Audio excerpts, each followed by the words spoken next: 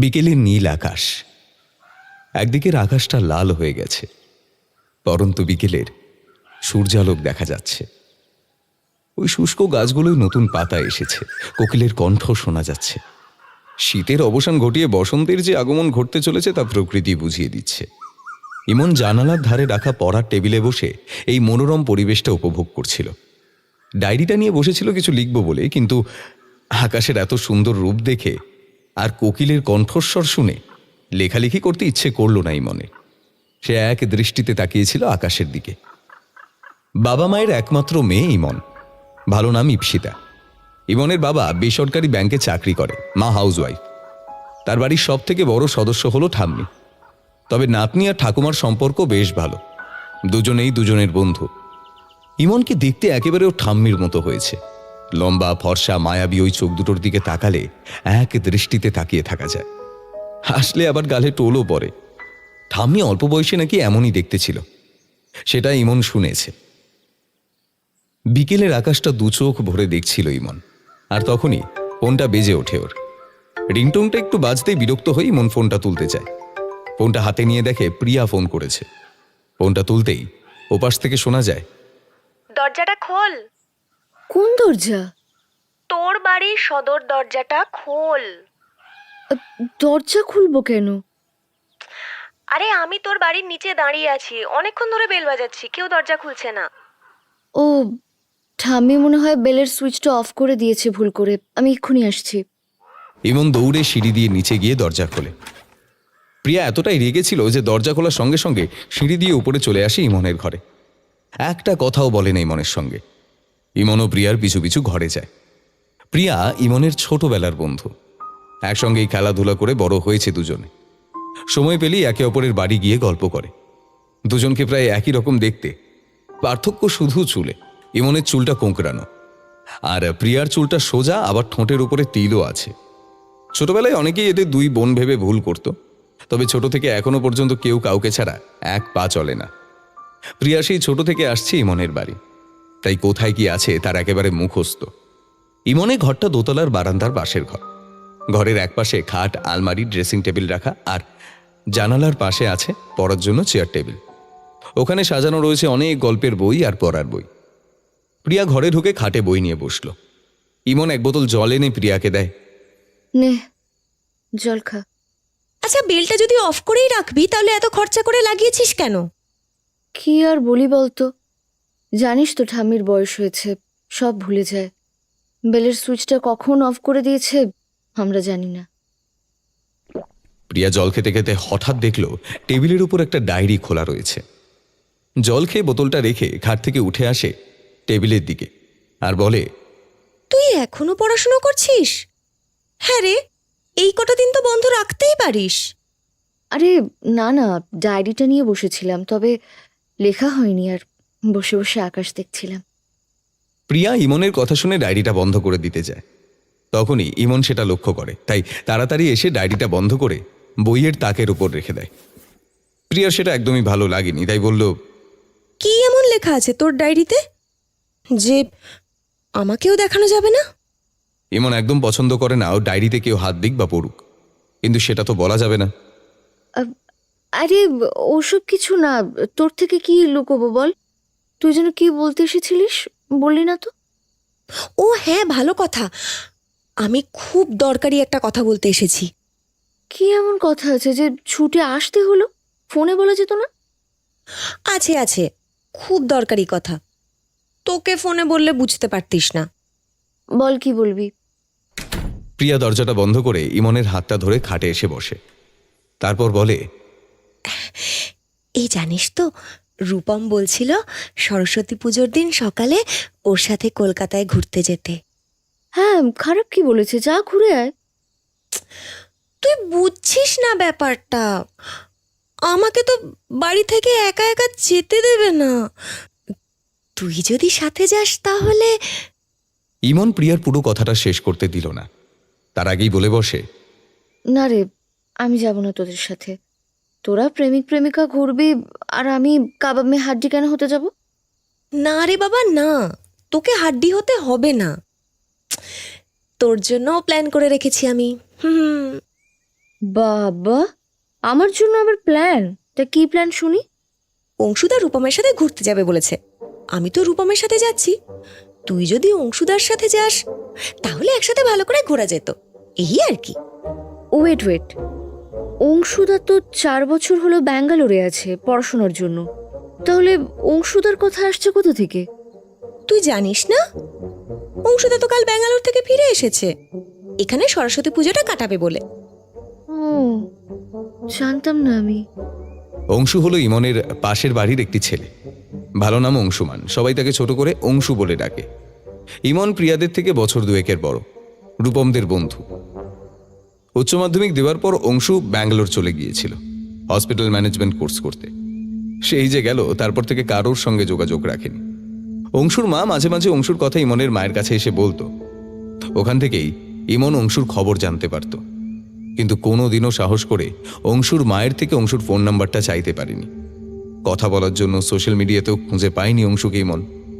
কি রে, কি ভাবছিস? এই যাবি তো? না গেলে তুই ছাড়বি নাকি? ইমনের কথা প্রিয়ার কান পর্যন্ত পৌঁছে যায়, তাইও বলে, ছাড়বো নাই তো তোকে।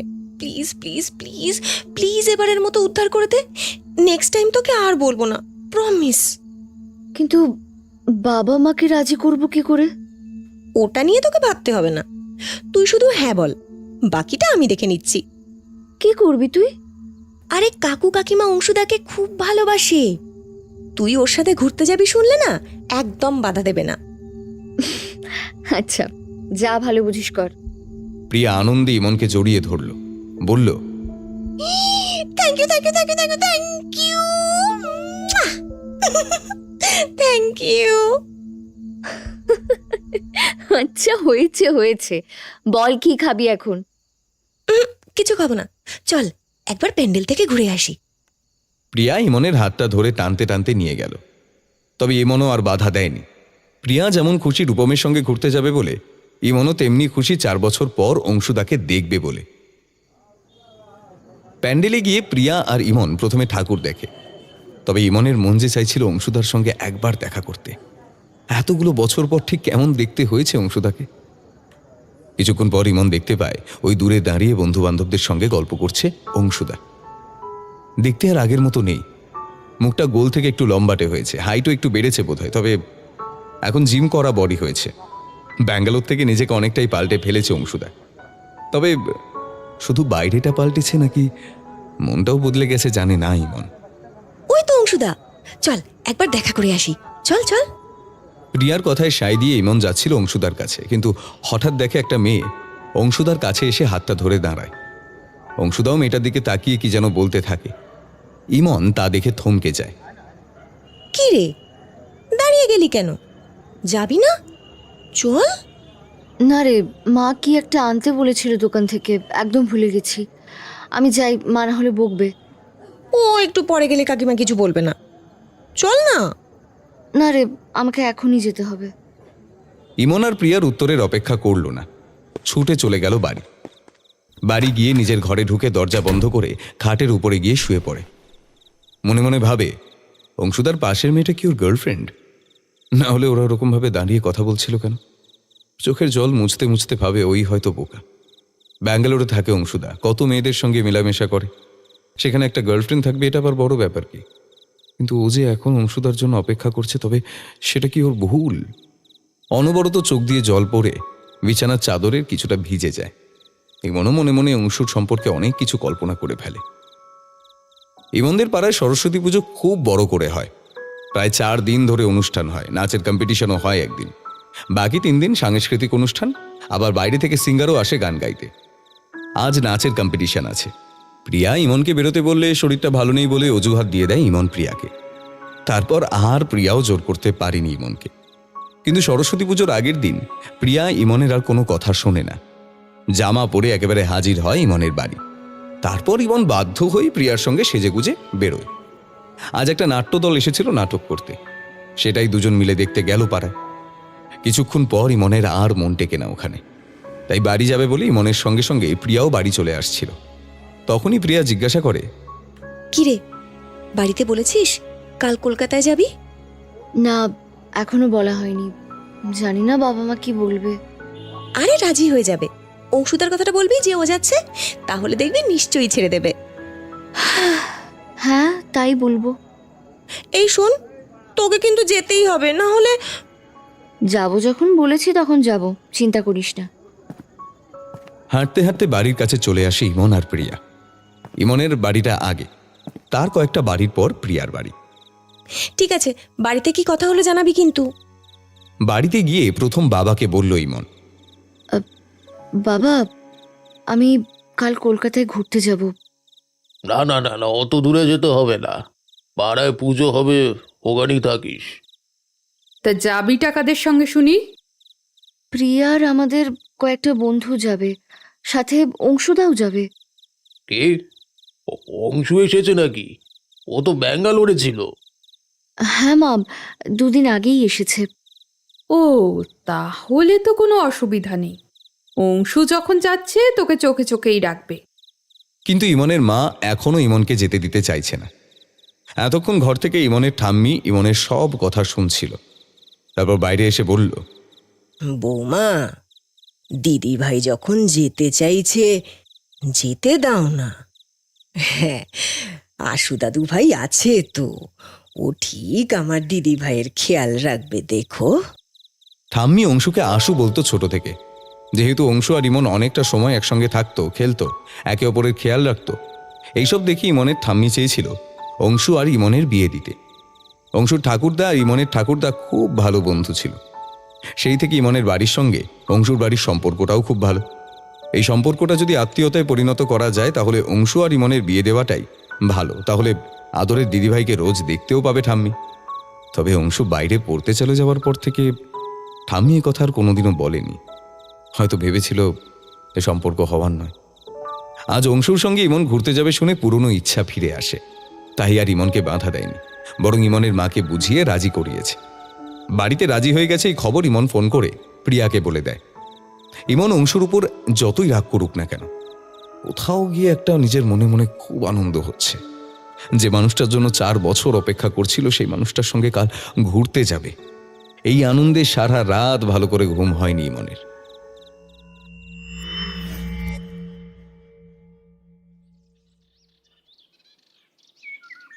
সরস্বতী পুজোর দিন সকালে উঠে প্রিয়ার সঙ্গে ফোনে একটু আলোচনা হয়ে গেল কিভাবে সাজবে আর কি পরবে এই নিয়ে। তারপর স্নান সেরে মায়ের একটা মসলিন শাড়ি পরে নীল আর গোলাপি রঙের। শাড়ির সঙ্গে ম্যাচিং করে হার, কানের, চুড়ি পরে রেডি হয়ে যায়। তারপর ব্যাগ নিয়ে বেরিয়ে পড়ে মাকে বলে। প্রিয়া প্যান্ডেলে সেজেগুজে আগেই চলে এসেছিল। পুষ্পাঞ্জলি দিতে গিয়ে ইমন দেখে অংশুদার পাশে ওই মেয়েটা দাঁড়িয়ে আছে। ওরা দুজনে একসঙ্গে পুষ্পাঞ্জলি দেবে সেটা ইমন দেখতে পারবে না, তাই চলে যাচ্ছিল। ঠিক সেই সময় অংশু, ইমন, অঞ্জলি দিবি তো, দাঁড়া এখানে। আসলে সরস্বতী পুজোর দিনটা হলো বাঙালিদের কাছে ভ্যালেন্টাইন্স ডে। এই দিন সব প্রেমিক প্রেমিকায় চায় তার মনের মানুষের সঙ্গে পুষ্পাঞ্জলি দিতে। ইমনও মনে মনে তাই চাইছিল। তাই অংশু একবার বলতেই ইমন এগিয়ে গিয়ে অংশুর পাশে গিয়ে দাঁড়ালো। একসঙ্গেই দুজনে পুষ্পাঞ্জলি দিল। তারপর অংশু আর রূপম বাইক আনতে যাচ্ছে বলে বেরিয়ে যায়। প্রিয়া আর ইমনকে বড় রাস্তার ধারে চলে যেতে বলে। ইমন আর প্রিয়া সেই মতো চলে যায়। রূপম আর অংশু বাইক নিয়ে দাঁড়িয়েছিল রাস্তার এক পাশে। মন্দিরে এত ভিড়ের মাঝে রূপম প্রিয়াকে ঠিক করে দেখতে পায়নি। প্রিয়া একটা হলুদ রঙের শাড়ি পরেছিল, রূপমও হলুদ রঙের পাঞ্জাবি পরেছিল। প্রিয়াকে দেখে কয়েক সেকেন্ড এক দৃষ্টিতে তাকিয়ে থাকে রূপম। এদিকে ইমনকেও কেউ আর চোখে দেখছিল সেটা ইমন বুঝতে পারে। অংশু পরে এসেছিল ব্লু কালারের পাঞ্জাবি আর হাতে ছিল একটা স্মার্ট ওয়াচ। তবে অংশু আর ইমন পোশাকের রংটাও মিলে গেছে রূপম আর প্রিয়ার মতো। বেশিক্ষণ এখানে দাঁড়ানো যাবে না, তাই রূপম, প্রিয়াকে তুই অন্য কোথাও গিয়ে 2 চোখ ভরে দেখিস। এখন এখান থেকে চল, তাহলে তোদের বাড়িতে খবরটা পৌঁছাতে খুব বেশিক্ষণ সময় লাগবে না। অংশুর কথা শুনে রূপম বাইকের চাবিটা ঘুরিয়ে স্টার্ট দিল আর প্রিয়া বাইকে উঠে বসে পড়ল। কিন্তু ইমন কি করবে বুঝতে পারছিল না। কি রে, উঠবি তো? যাবি না ঘুরতে? হ্যাঁ মানে যাব। সাবধানে ওঠ, শাড়ি পরে এসেছিস। ইমন বাইকে উঠতেই অংশু বাইক স্টার্ট দিয়ে এগিয়ে যায়। তবে কেউ কারোর সঙ্গে কথা বলে না। মনে হচ্ছিল অচেনা কোনো মানুষের সঙ্গে যাচ্ছে। আজকের দিনে কত ছেলেমেয়েরা শাড়ি পাঞ্জাবি পরে ঘুরছে একে অপরের হাত ধরে। ইমন আর অংশু তো চাইলেই পারত এরকমভাবে ঘুরতে, কিন্তু এই 4 বছরে ওদের মধ্যে যেন একটা অদৃশ্য দরজা তৈরি হয়েছে। কেউই সেই দরজা খুলে একে অপরের কাছে যেতে পারছে না। ওদিকে রূপম আর প্রিয়া তো বেশ আনন্দেই যাচ্ছে। অনেকক্ষণ পর অংশু নীরবতার বাঁধ ভেঙে জিজ্ঞাসা করলো, কি করছিস এখন? ইমন কথাটা ঠিক শুনতে পায়নি। এত গাড়ির শব্দ, তাই অংশু আবার জিজ্ঞেস করে, কি রে, কি করছিস এখন? আমি ওই আর কি বোটানি অনার্স নিয়ে পড়ছি। ভালো। তা এটা কোন ইয়ার চলছে তোর? এখন তো সেকেন্ড ইয়ার। তোমার পড়াশোনা শেষ? কোর্সটা তো শেষ হয়ে গেছে, বাট চাকরির ইন্টারভিউ দেব। তাহলে তো খুব ভালো। আবার কি ব্যাঙ্গালোরে ফিরে যাবে? দেখি, এখানে যদি ভালো অফার পাই তাহলে আর যাব না। এখানে থাকলে কাকু কাকিমারও তোমাকে নিয়ে চিন্তাটা কম হয়। চেষ্টা করব। চাকরিটা পেয়ে গেলে তো ভালোই হয়। ইমন পিছনের দিকে একবার তাকিয়ে বলল, ওরা তো পিছনে পড়ে গেল। ও রূপম রাস্তা চেনে, ঠিক চলে আসবে। দেখতে দেখতে ওদের সম্পর্কটাও 5 বছর হয়ে গেল বল। হ্যাঁ, যখন রূপমদা প্রপোজ করেছিল তখন তো প্রিয়া কিছুতেই রাজি হয়নি। আজ ওদের দেখে কেউ বলবে ওদের মধ্যে এত ঝামেলা হয়েছে? আমি সেই 4 বছর আগে যেমন দেখে গেছিলাম যে ওরা সারাক্ষণ রাগারাগি ঝগড়াঝাটি করে, এখন আর ওরকম নেই। ওরা অনেকটা ম্যাচিওর হয়ে গেছে। রূপমদা তো একজনকে পেয়ে গেছে, তা তুমি কাউকে পেলে? হ্যাঁ, খুঁজে যে পাইনি সেটা বলা ভুল হবে। অনেক বছর আগেই খুঁজে পেয়ে গেছি তাকে। ইমন কয়েকটা সেকেন্ড চুপ করে রইল। তারপর, তাহলে আজকের দিনটা আমার সাথে না বেরিয়ে তার সাথে বেরোতে পারতে, তারও ভালো লাগতো। হ্যাঁ, সেটা করলেও হতো। তাহলে তুমি তার কাছেই যাও, আমি এখান থেকে বাড়ি চলে যেতে পারবো। রাগ করলি নাকি? না না, রাগ কেন করব? সেও তো তোমার অপেক্ষাই করছে। এই কয়েকটা বছরে তুই একটুও পাল্টাসনি, একদম আগের মতো আছিস। ওমা, আমি কি গিরগিটি নাকি যে রং বদলাবো? আচ্ছা ধর, যদি কেউ থেকেও থাকে তাহলেও তো সেটা তোর অজানা নয় না? এই কথাটার মধ্যে দিয়ে অংশু কি বলতে চাইলো সেটা ইমন বুঝতে পারল না। তবে বোঝার যে চেষ্টা করলো এমনটাও নয়। ইমন চুপ করে গেল। রূপম এতক্ষণে গাড়ির স্পিড তুলে অংশুদের গাড়ির একেবারে কাছে চলে এসেছে।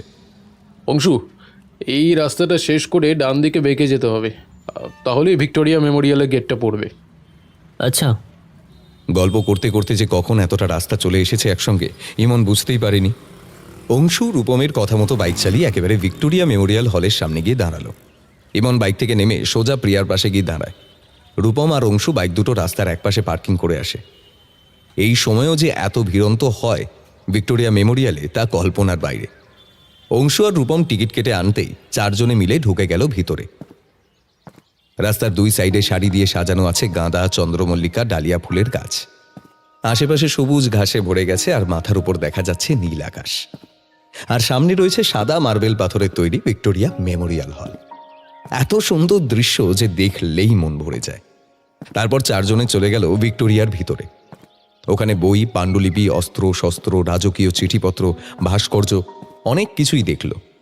সবকিছু দেখে ঘুরে ওরা বাইরে এসে মাঠের একপাশে থাকা বেঞ্চে গিয়ে বসল। এতক্ষণে একটাও ছবি তোলা হয়নি কারোর, তাই এখানে থাকা বড় বটগাছটার তলায় দাঁড়িয়ে ছবি তুলবে প্রিয়া, আর সঙ্গে রূপমও থাকবে। ইমন গিয়ে ওদের দুজনের বেশ কয়েকটা ছবি তুলে দেয় নানান ভঙ্গিমায়। কখনো দুজনে দুজনের দিকে তাকিয়ে, আবার কখনো দুজনে দুজনের হাত ধরে, কখনো রূপম প্রিয়ার কাঁধে হাত রেখে পোজ দেয়, আবার ইমন ছবি তুলে দেয়। অংশ অনেকক্ষণ ধরে সেটা লক্ষ্য করছিল। অনেকগুলো ছবি তোলার পর প্রিয়া আর রূপম গিয়ে বসে একটা ফাঁকা বেঞ্চে। ইমন দাঁড়িয়েছিল গাছতলায়। অংশু ইমনের কাছে এসে বলে, কিরে, তোর তো একটাও ফটো তোলা হয়নি। তুই দাঁড়া, আমি তুলে দিচ্ছি। আমার ফটো তুমি তুলে দেবে? না না, তোর ফটো কেন তুলবো? আমি তো এই গাছটার সাথে কথা বলছি। তা ভালোই বলেছ, গাছের পাতা, শিকড় সবকিছুর ফটো তুলবে কিন্তু বলে দিচ্ছি। হয়েছে হয়েছে, এবার দাঁড়া দেখি। অংশ ঠিক করে দেখে নেয় কোন জায়গা দিয়ে ছবি তুললে গাছের ছায়াটা ফটোতে পড়বে না আর ব্যাকগ্রাউন্ডও ভালো আসবে।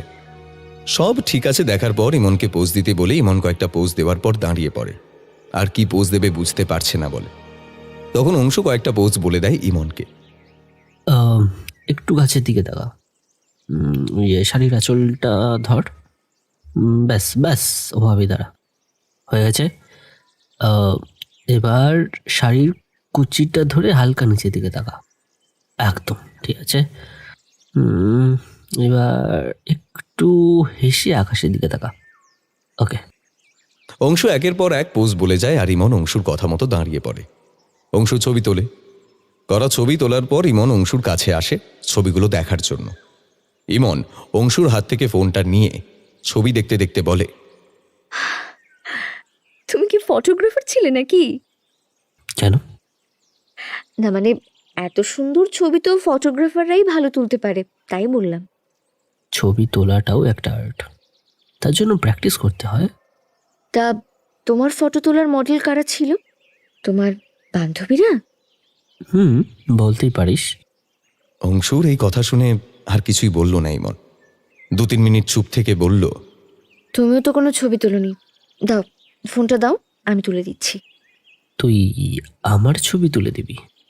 হ্যাঁ, তোমার মতো হয়তো অতটা ভালো ছবি তুলতে পারবো না, আমি একটু আধটু পারি আর কি। আচ্ছা। অংশুর ফোনটা নিয়ে ইমন অংশুর অনেকগুলো ছবি তুলে দেয়। এতক্ষণ প্রিয়া রূপমের সঙ্গে গল্প করতে করতে সবটা লক্ষ্য করছিল। তারপর প্রিয়া রূপমের দিকে তাকিয়ে বলে, এই দেখো দেখো, ওদের মধ্যে কত মিল, কি সুন্দর একে অপরের ছবি তুলছে। দেখো দেখো।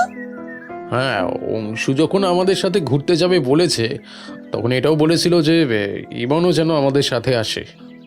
তাই তো আমি তোকে বললাম ইমনকে সাথে করে নিয়ে আসতে। কি? অংশুদা বলেছিল ইমনকে আমাদের সাথে আনতে, আর সেটা তুমি আমায় এখন বলছো? আরে মনে ছিল না রে, আমিও তো জানি না এসব কেন বলেছিল অংশু, কে জানে। কিছু তো একটা আছেই এদের মধ্যে, যেটা ওরা আমাদের বলছে না।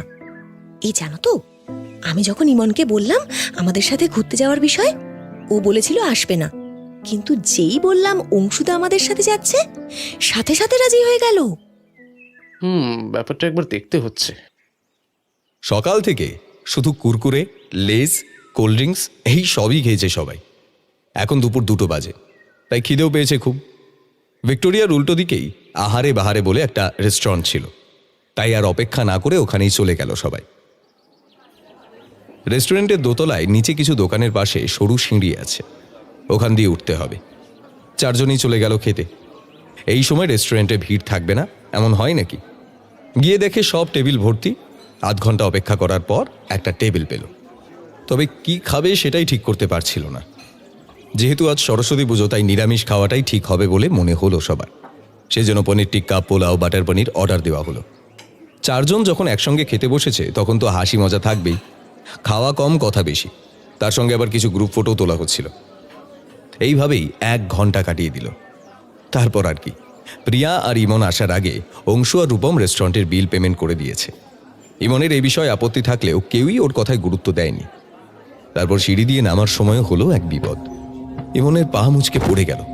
সেই সময় রূপম আর অংশু গেছিল বাইকটা আনতে, তাই প্রিয়া ইমনের হাতটা ধরে আস্তে আস্তে সিঁড়ি দিয়ে নিচে নেমে আসে আর পাশের দোকান থেকে একটা টুল এনে ইমনকে বসায়। তারপর রূপমকে ফোন করে। খবর পেয়ে অংশু আর রূপম চলে আসে। ইমন ব্যথায় পায়ে হাত দিয়ে বসে আছে, এদিকে অংশু এসে বকাবকি শুরু করে। তোর সেই ছোটবেলা থেকে পড়ে যাওয়ার অভ্যেস, একটু সাবধানে হাঁটতে পারিস না? এরকম আরও 2-4 কথা বলে অংশু। ইমন অংশুর কথায় রেগে আগুন হয়ে যাচ্ছে, কিন্তু কিচ্ছু বলতে পারছে না। শুধু রাস্তায় অনেক লোকজন আছে বলে, না হলে ইমনকে আজ পর্যন্ত এত কথা বলার কেউ সাহস পায়নি। অংশু রূপমের হাত থেকে জলের বোতলটা নিয়ে নিজেই বসে পড়ে ইমনের পায়ের কাছে। রূপমের কাছে খবরটা পেয়ে অংশু দোকান থেকে একটা ঠান্ডা জলের বোতল কিনে এনেছিল আসার সময়। সেই জলটা ইমনের পায়ে দেয়। ইমন পায়ে হাত দিতে বারণ করলেও সেই কথা অংশু শোনে না। জল দেওয়ার পর পাটা ধরে নানা ভঙ্গিমায় ঘুরিয়ে দেয় অংশু। এভাবে কিছুক্ষণ করার পর ইমনকে একটু হেঁটে দেখতে বলে। ইমনও টুল থেকে উঠে আস্তে আস্তে হেঁটে দেখে ব্যথাটা একটু কমেছে। এতক্ষণ অংশু ইমনের জুতোটা লক্ষ্য করেনি। এবার দেখলো বড় একটা হিল জুতো পরে এসেছে ইমন। ওটা দেখে অংশু আর চুপ থাকতে পারল না। এত বড় হিল কেন পরিস যখন সামলাতেই পারবি না? এটা যে কেন এত বড় বড় হিল পরে আমি বুঝি না। ও হিল পরে না অংশুদা, শাড়ি পরেছে বলে মনে হয় পরেছে। থাক, ওকে সাপোর্ট করতে হবে না। প্রিয়া আর ইমনের খুব ইচ্ছা ছিল প্রিন্সেপ ঘাটে যাওয়ার, সেটা ইমন কিছুতেই বলতে পারছিল না অংশুকে, তাই প্রিয়াই বলল কথাটা। অংশু প্রথমে রাজি না হলেও ইমনকে একটু বেশি বকাবকি করে ফেলেছে ভেবে ইমনের মন ভালো করার জন্য জেদে রাজি হয়ে যায়। তাই আর দেরি না করে যে যার বাইকে উঠে পড়ে। প্রিন্সেপ ঘাটে যাওয়ার সময় ইমন একটাও কথা বলল না, চুপ হয়ে বসে রইল। কেউ যদি এত বকাবকি করে তার সঙ্গে আর কথা বলা যায়? কিছুক্ষণের মধ্যেই ওরা প্রিন্সেপ ঘাটে চলে যায়। প্রিন্সেপ ঘাটেও আজ অনেক প্রেমিক প্রেমিকা এসেছে নিজের মতো করে সময় কাটাতে, কিন্তু ইমন এসেছে পায়ে ব্যথা নিয়ে। পায়ে ব্যথা হওয়া সত্ত্বেও ও আস্তে আস্তে গিয়ে গঙ্গার ঘাটের একটা সিঁড়ির উপর গিয়ে বসে। প্রিয়া আর রূপমও একটা সাইডে বসেছিল। ইমনকে একা বসে থাকতে দেখে অংশু ইমনের পাশে এসে বসে। পায়ের ব্যথাটা এখন কমেছে? ইমন কোনো উত্তর দিল না। সরি, তখন ওভাবে বলাটা উচিত হয়নি। It's okay. রাগ করে আছিস? না, বলো কি বলবে। তোর পায়ে লেগেছে দেখে আমি নিজেকে সামলাতে পারিনি তখন। আসলে কাকু কাকিমা তো আমার উপরেই ভরসা করে তোকে পাঠিয়েছে না। তুই যদি পায়ে ব্যথা নিয়ে ফিরিস তাহলে ভাববে আমি তোর খেয়াল রাখতে পারিনি। ও, কাকু কাকিমার কথা ভেবে এসব কথা আমাকে বলেছিলে? আমি ভাবলাম আমার শরীরের কথা ভেবে বলেছিলে। আমিও কি বোকা। তুই আমায় ভুল বুঝছিস, আমি সেভাবে বলতে চাইনি কথাটা। না, ঠিক আছে, আমি সব বুঝতে পেরেছি। ইমন আর কোনো কথা না বলে চুপ করে গঙ্গার দিকে তাকিয়ে থাকে। আকাশটা এরই মধ্যে মেঘলা হয়ে এসেছে। এই মেঘলা আকাশ আর গঙ্গার ঘাট দুটোই ইমনের খুব প্রিয়। আকাশের একটা দিক কালো মেঘে ঢেকে গেছে। ঠান্ডা হাওয়া এসে গা স্পর্শ করছে। নদীর জলে ছোট ছোট ঢেউ তৈরি হয়েছে। ঘাটে থাকা মানুষগুলো সব চলে যাচ্ছে বৃষ্টি আসবে বলে, কিন্তু ইমনের যেতে ইচ্ছে করছে না কিছুতেই। তবে এর বড় যদি ওরা রওনা না দেয় তাহলে বৃষ্টি শুরু হলে আর বাড়ি ফেরা হবে না। ইচ্ছে থাকলেও ইমনকে অংশুর বাইকে উঠতে হলো বাড়ি যাবে বলে।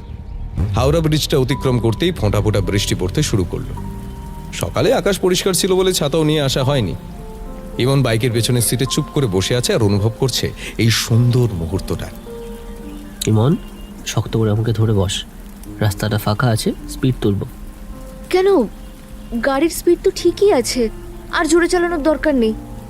এইভাবে গেলে রাত হয়ে যায় বাড়ি ফিরতে, আর পুরো ভিজেও যাবি। আচ্ছা ঠিক আছে, তুমি যা ভালো বোঝো। এই বলে ইমন শক্ত করে অংশুর কাঁধটা ধরল। অংশু গাড়ির স্পিড 40 থেকে বাড়িয়ে 80-তে তুলে দিল। ইমন আগেও বাবার সঙ্গে বাইকে করে অনেক জায়গায় গেছে, কিন্তু ওর বাবা এত স্পিডে বাইক চালায় না। রাস্তার দুপাশের দোকানগুলো যেন চোখের পলকে পলকে পিছনে চলে যাচ্ছে। ইমনের সেটা দেখতে বেশ ভালোই লাগছিল। বাইকের স্পিড বাড়িয়ে জিটি রোড ধরে চলে আসে শ্রীরামপুর। একদিকে মেঘ করলেও বৃষ্টি শুরু হয়নি এখনো। ফিরতে ফিরতে সন্ধে হয়ে গিয়েছিল। রাস্তায় বেশ মানুষের ভিড় দেখা যাচ্ছে। ইমনের পায়ে ব্যথা বলে আর বড় রাস্তার সামনে নয়, একেবারে বাড়ির সামনেই ইমনকে নামালো বাইক থেকে অংশু। বাড়িতে ঢুকে ইমন দেখে বাবা মা নেই। ঠাম্মির কাছ থেকে জানতে পারে বাবা মা পাড়ায় প্রোগ্রাম দেখতে গেছে। ও ঠাম্মিকে বলে, আমি খুব ক্লান্ত ঠাম্মি, এখন একটু রেস্ট নেব। মা বাবা এলে বলে দিও আমি বাড়ি চলে এসেছি। কেমন ঘুরলি দিদি ভাই? সেই মুহূর্তে ইমন কোনো উত্তর দেয়নি, পরে বলবে বলেছিল। ইমন জানতো যদি বাবা মার সামনে যায় তাহলে ওর যে পায়ে লেগেছে সেটা ওর বাবা না লক্ষ্য করলেও মা ঠিকই লক্ষ্য করবে, আর তারপর হাজারটা প্রশ্ন করে পরের বার থেকে ঘুরতে যাওয়াটাই বন্ধ করে দেবে। তাই ইমন আজ মায়ের সামনে যেতে চায়নি। সারাদিনের ধকল ইমন আর নিতে পারেনি, তাই বাড়ি ফিরে ফ্রেশ হয়ে ঘুমিয়ে পড়েছিল। ওর মাও আজ রাতের খাবারটা ঘরেই দিয়ে গিয়েছিল, তাই ইমনকে আর কষ্ট করে নিচে নামতে হয়নি।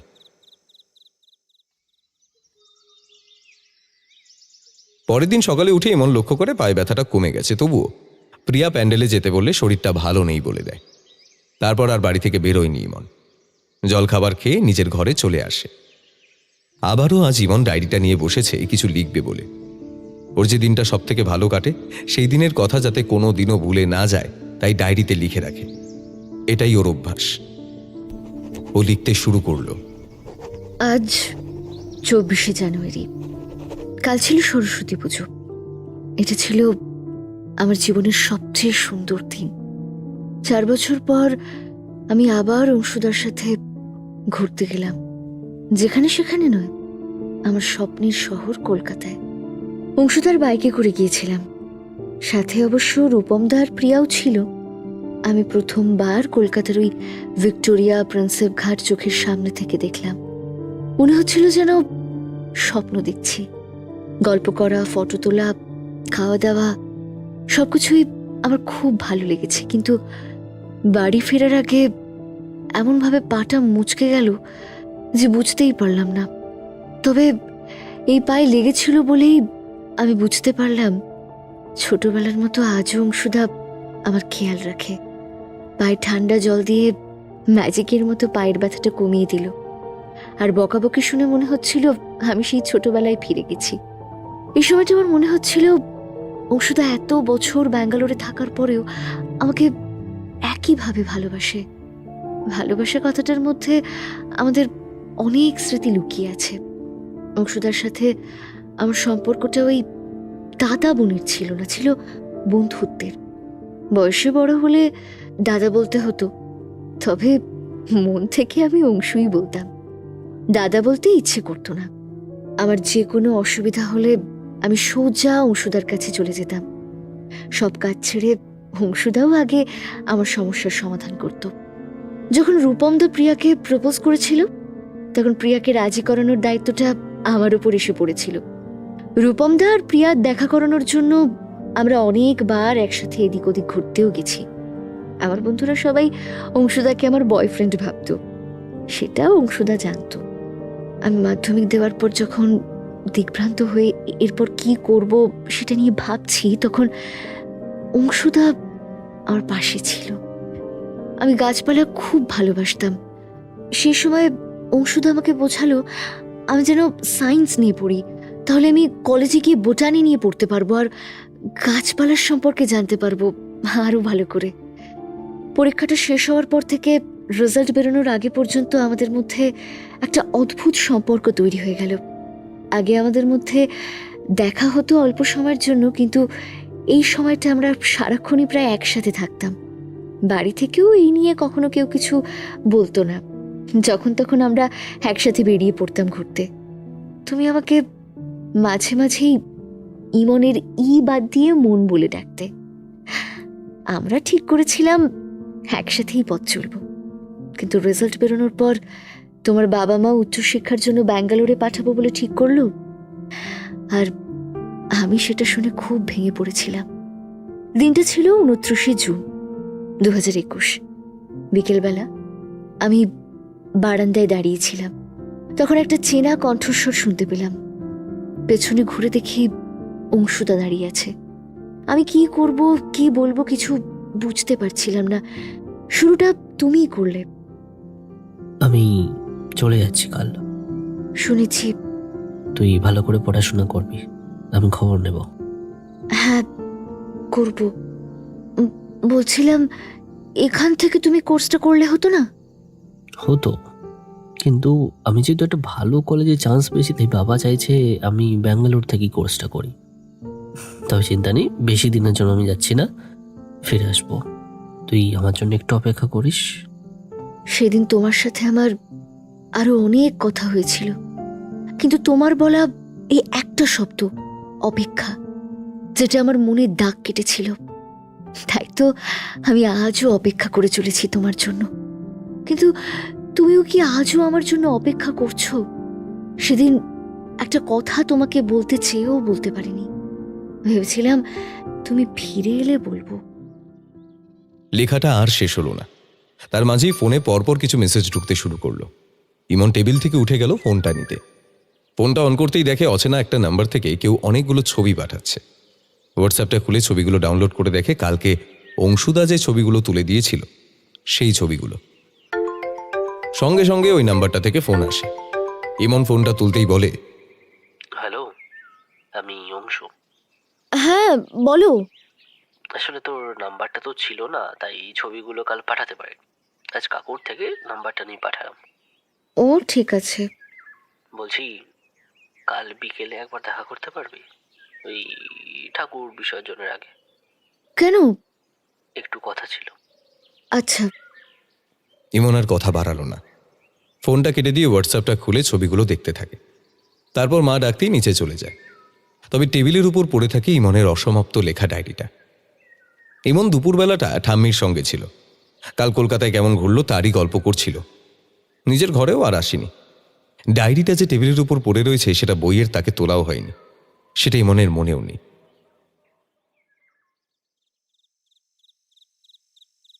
সন্ধ্যাবেলা প্রিয়া সেজেগুজে চলে আসে ইমনের বাড়ি। ইমনকে রেডি হতে বলে প্রিয়া। ইমন প্রিয়াকে নিজের ঘরে বসিয়ে পাশের ঘরে জামা পরতে গেলে প্রিয়া লক্ষ্য করে টেবিলের উপরে একটা ডায়েরি খোলা পড়ে রয়েছে। জানলা দিয়ে হাওয়া আসতেই ডায়েরির পাতাগুলো উল্টে পাল্টে যাচ্ছে। তারপর কি একটা কাগজ মাটিতে পড়ে গেল।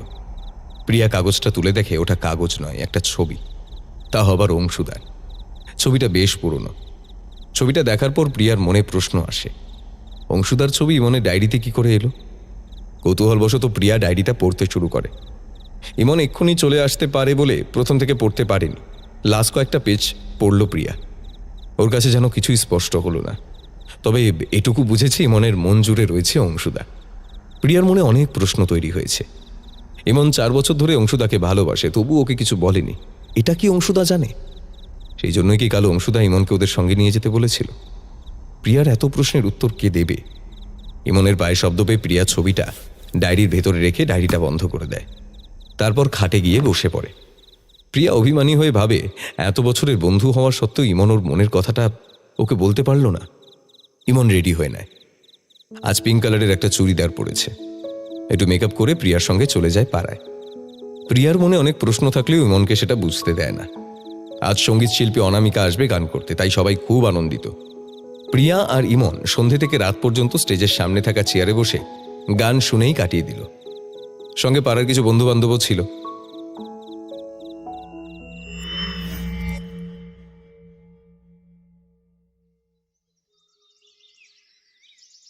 আজ বিকেলবেলা মায়ের বিসর্জন। দুপুরের খাওয়া শেষ করে ইমন প্রিয়া চলে যায় মন্দিরে। পরে ওদের মায়েরাও আসে বরণ করবে বলে। যেহেতু ইমনের পাড়ার সরস্বতী পুজো খুব বড় করে হয়, তাই বিসর্জনটাও খুব আনন্দ করেই করা হয় একসঙ্গে মিলে। ঠাকুর বিসর্জন করতে যাওয়ার আগে ইমন বাড়িতে এসেছিল ঠাকুরের বরণ ডালা রাখতে। প্রিয়াও নিজের বাড়ি গেছিল একটু। বাড়ি থেকে বেরোনোর সময় ইমনের ফোনে একটা মেসেজ আসে। ইমন দেখে অংশুদা মেসেজ করেছে, তুই একবার আমাদের বাড়ির ছাদে আসতে পারবি? ইমন আর রিপ্লাই দিল না। মন্দিরে যাওয়ার আগে চলে গেল অংশুদার বাড়ি।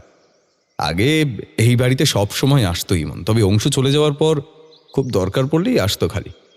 অংশুদের বাড়ির দরজা খুলতেই ডান দিকে সিঁড়ি আছে, ওখান দিয়ে উঠলেই একেবারে 3 তলার ছাদে চলে যাওয়া যায়। ইমন সোজা ছাদে উঠে গেল। প্রিয়া ইমনকে অংশুর বাড়িতে ঢুকতে দেখেছিল। প্রিয়ার মনেও যেহেতু অনেক প্রশ্ন ছিল, সেই প্রশ্নের উত্তর খুঁজতে প্রিয়াও অংশুর বাড়িতে গেল। কিন্তু ইমন বাড়িতে ঢুকে কোন দিকে গেল সেটা প্রিয়া বুঝতে পারে না, তাই একেবারে 1 তলা থেকে খুঁজতে শুরু করে ইমনকে। ছাদে গিয়ে ইমন দরজার সামনে দাঁড়িয়ে পড়ে। দেখে ওই যে মেয়েটা অংশুর হাত ধরে ঘুরছিল কদিন, সে অংশুর সঙ্গে খুব ঘনিষ্ঠ অবস্থায় দাঁড়িয়ে আছে। ফোনের দিকে তাকিয়ে কি যেন দেখছে ওরা। ইমন থমকে যায়, আর এগোতে পারে না। মনের মধ্যে একটা ভয়ঙ্কর ঝড় সৃষ্টি হয়েছে। অনেকগুলো অজানা প্রশ্ন উঠে আসছে। তাহলে কি এই দৃশ্য দেখার জন্যই অংশুদা তাকে আসতে বলেছিল? এখন ইমনের প্রচণ্ড রাগ হয়। নিজের মনের মধ্যে এতদিন যাকে নিয়ে একটা কল্পনার জগৎ তৈরি করেছিল, সাজিয়েছিল একটা ছোট্ট ভালোবাসার বাড়ি, সেই সব কি মিথ্যে? এতদিনের অপেক্ষার কি কোনো দাম নেই অংশুদার কাছে? ইমন এখন যা দেখছে এটাই বাস্তব। ইমনের জায়গা অংশুদার মনে আর নেই, সেখানে সর্বত্র অংশ জুড়ে রয়েছে এই মেয়েটা। ইমন ভাবে এই মেয়েটা কি ওর থেকেও বেশি সুন্দর দেখতে, তাই অংশুদা নিজের জীবনসঙ্গিনী করবে বলে নির্বাচন করেছে। ইমনের আর এখানে থাকতে ইচ্ছে করে না। চোখের জল মুছতে মুছতে নিচে নামতে যাচ্ছিল, ঠিক তখনই ছাদের দরজাতে সজোরে ধাক্কা খায় ইমন। বলে চিৎকার করে ওঠে। অংশু চিৎকার শুনে একদিক থেকে ওদিকে তাকিয়ে দেখে ইমন ছাদের দরজার সামনে হেলান দিয়ে দাঁড়িয়ে আছে। ডান হাত দিয়ে বাঁ হাতটা চেপে ধরে আছে। অংশু এগিয়ে এসে ইমনের হাতটা ধরে দেখে অনেকখানি কেটে গেছে। আসলে পুরনো লোহার দরজা তো, তাই জং পড়ে অনেকখানি জায়গায় ক্ষয়ে গেছে। তেমনই কোনো ধারালো জায়গায় হাতটা লেগে কেটে গেছে। ইমন অংশুর থেকে হাতটা জোর করে ছাড়িয়ে নিচে নেমে যেতে যাচ্ছিল। তখনই অংশু ইমনের হাতটা আরো চেপে ধরে আর পাশে থাকা মেয়েটিকে বলে, লিজা, আমার ঘর থেকে ফার্স্ট এডের বক্সটা আনতো তাড়াতাড়ি। আমার কিছু লাগবে না, হাতটা ছাড়ো, আমি বাড়ি যাব। তোর কি লাগবে কি লাগবে না আমি দেখছি সেটা। লিজা যা না, আমার ঘরে টেবিলের উপর রাখা আছে, দেখ। লিজা ইমনের পাশ দিয়ে নিচে চলে যায়। ইমন নানাভাবে হাতটা ছাড়ানোর চেষ্টা করছে। অংশু কিছুতেই ওর হাতটা ছাড়ছে না, বরং ওর হাতটা ধরে এমন একটা টান দিল যে ইমন একেবারে অংশুর বুকের কাছে চলে আসে। ইমনের দীর্ঘ নিঃশ্বাস অংশুর বুকের উপর পড়ছে। অংশুর হার্টবিট স্বাভাবিকের তুলনায় একটু দ্রুত হয়েছে। ইমনের চোখের জল এখনো বন্ধ হয়নি। অংশু ইমনের হাতটা ছেড়ে দু হাত দিয়ে ইমনের গাল দুটো স্পর্শ করে, তারপর আস্তে আস্তে ইমনের চোখের জল মুছে দেয়। ইমন আর অংশুকে ছেড়ে পালিয়ে যাওয়ার চেষ্টা করছে না, চুপ করে দাঁড়িয়ে আছে। এর আগে দুজনেই দুজনের এত কাছে আসেনি, তবে ইচ্ছেটা মনের মধ্যে যে একদমই ছিল না তা বলা যাবে না। প্রিয়া এতক্ষণ বাড়ির সব জায়গা খুঁজলেও অংশু আর ইমনকে খুঁজে পায়নি। অবশেষে ছাদে আসে, এসে দরজার সামনে দাঁড়াতেই দেখে ইমন আর অংশুদা অনেকটা ঘনিষ্ঠ অবস্থায় দাঁড়িয়ে আছে। এরকম অবস্থায় কাউকে ডিস্টার্ব করাটা ঠিক নয়, এটা জানে প্রিয়া, কিন্তু ওকে লুকিয়ে ইমন যে গোপনে প্রেম আলাপ চালিয়ে যাচ্ছে এটা মেনে নেওয়া অতটা সহজ নয়। ভুল সময় চলে এলাম। ইমন আর অংশু চমকে যায়, তারপর দুজন দুজনের থেকে একটু দূরে চলে যায়। তারপর প্রিয়াকে দেখে ইমন। তুই? আমি না হয়ে অন্য কেউ হলে ভালো হতো বুঝি। না না, কি যে বলিস। ভালোই তো, প্রেম করছিস, কিন্তু সেটা একবারও আমাকে জানাতে পারলি না। হুঁ, এই নাকি আমি তোর বেস্ট ফ্রেন্ড। ছাড় তো। তুই ভুল ভাবছিস, তেমন কিছু না। আমার হাতটা কেটে গিয়েছিল, সেটাই অংশুদা দেখছিল। থাক থাক, আর মিথ্যে কথা বলতে হবে না। কালকে আমি যদি তোর ডায়েরিটা না পড়তাম তাহলে তো জানতেই পারতাম না যে তুই 4 বছর ধরে অংশুদার জন্য অপেক্ষা করছিস। অংশুদাকে ভালোবাসিস বলে অন্য কোনো ছেলের দিকে আজ পর্যন্ত তাকাসনি। হ্যাঁ রে, তুই তো আমার আর রূপমের ব্যাপারে সবটা জানতিস। ও সরি, জানতিস বললে ভুল বলা হবে। তুই আর অংশুদা মিলেই তো আমার আর রূপমের প্রেমে সাহায্য করেছিলি। তবুও কি আমাদের একবারও জানানো যেত না যে তোরা দুজন দুজনকে ভালোবাসিস? প্রিয়া, ইমন ঠিকই বলছে। ওর হাতটা দরজায় কেটে গেছিল, তাই দেখছিলাম। ছাড়ো, আমি সব জানি। আমাকে কিছু বোঝাতে এসো না তো। রূপম আমাকে বলেছে আমাদের সাথে ইমনকে ঘুরতে নিয়ে যাওয়ার কথাটা তুমি রূপমকে বলেছিলে। ঠিক এই সময় লিজা ফার্স্ট এড বক্সটা নিয়ে এসে অংশুর হাতে দেয়। এই নাও, এটা খুঁজে পাচ্ছিলাম না, তাই দেরি হয়ে গেল আসতে। ফার্স্ট এড বক্স দেখে প্রিয়া বুঝতে পারে ইমন আর অংশুদা এতক্ষণ সত্যি কথাই বলছিল, তাই ও দৌড়ে নিচে চলে গেল। লিজা অংশুর দিকে তাকিয়ে প্রশ্ন করল, ইজ দিস ইমন? হ্যাঁ। অংশুমান অ্যান্ড ইমন। লিজা হাতের ইশারায় বুঝিয়ে দিল দুজনকে খুব সুন্দর মানিয়েছে। তারপর লিজা চলে যায়। অংশু ফার্স্ট এড বক্সটা খুলে একটা লাল ওষুধ আর তুলো বের করে। ইমন সেটা দেখে বলে, তুমি এই ওষুধটা আমার হাতে দেবে নাকি? প্লিজ দিও না, খুব জ্বালা করে। অংশু ইমনের হাতটা শক্ত করে ধরে বলে, দেখি, হ্যাঁ এটাই দেব। প্রিয়ার মুখে তো শুনলাম এতদিন ধরে অনেক জ্বালা আমার জন্য মনের মধ্যে জমিয়ে রেখেছিস, আজ না হয় আমি আরেকটু বাড়িয়ে দেবো। ধুর, প্রিয়ার উল্টোপাল্টা কথায় তুমি বিশ্বাস করছো কেন? ও কি বলতে কি বলেছে সেটা আবার ধরে নাকি কেউ? সবটাই কি ভুল বলছে? আমার তো মনে হয় না। যদি তাই হয় তাহলে আমাকে আর লিজাকে একসাথে দেখে তোর চোখ থেকে জল পড়ছিল কেন? ওটা এমনি, আমার কেটে গেছিল বলে। অংশু কথা বলতে বলতে ওষুধটা তুলোয় নিয়ে ইমনের হাতে লাগিয়ে দিচ্ছে। ইমন হাতটা ছাড়িয়ে নেওয়ার চেষ্টা করছে আর বলছে, জ্বালা করছে তো, আর দিও না। আগে সত্যিটা বল, তারপর ছাড়বো। কি সত্যি? তুই আমার জন্য অপেক্ষা করেছিস এতদিন। আমি অপেক্ষা করেই বা কি করব? তুমি তো তোমার মনের মানুষ পেয়েই গেছো। কে এসে? কেন? লিজাদি, যার সাথে তুমি একান্তে গল্প করছিলে আর ফোন দেখছিলে। ইমনের কথা শুনে অংশু কি বলবে সেটা আর বুঝতে পারছে না, উল্টে হেসে যাচ্ছে। আমি হাসার মতো কি বললাম? তুমি হাসছো কেন?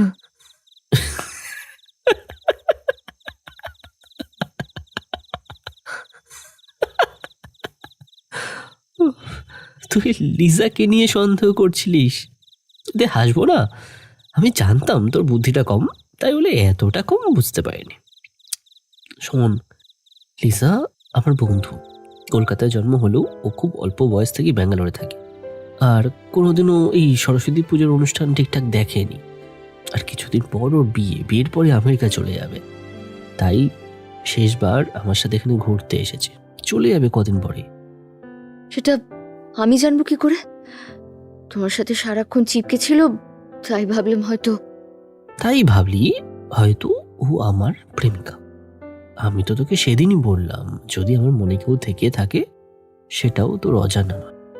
আমি অত ঘোরানো কথা বুঝি না। এতক্ষণ কথা বলতে বলতে অংশু ইমনের হাতে ব্যান্ডেজ করে দিয়েছে। ইমন অংশুর চোখের দিকে তাকিয়ে বলে, আমি তোমাকে ভালোবাসি। আমিও। তারপর অংশু নিজের ঠোঁট দুটো ইমনের কপালে আলতো করে স্পর্শ করে। কি করছো অংশুদা? অংশু ইমনের মুখে একটা আঙুল দিয়ে চুপ করিয়ে দেয়। এই চুপ, এখনো আমাকে দাদা বলবি? ইমন হেসে অংশুকে জড়িয়ে ধরে বলে, আর বলবো না, sorry. There's something about the way he talks to me, how he talks to me now. The glimmer in his eyes as he's watching me, you know I'm watching him now. As he laughs with his beautiful smile, I know I'll never survive without this strange